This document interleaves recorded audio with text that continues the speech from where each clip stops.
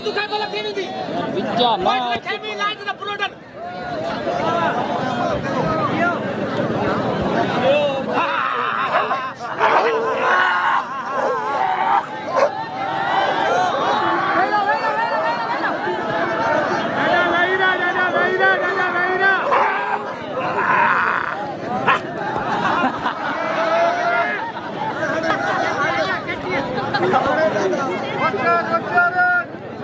तो ही पासो सयावा इधर खाली कर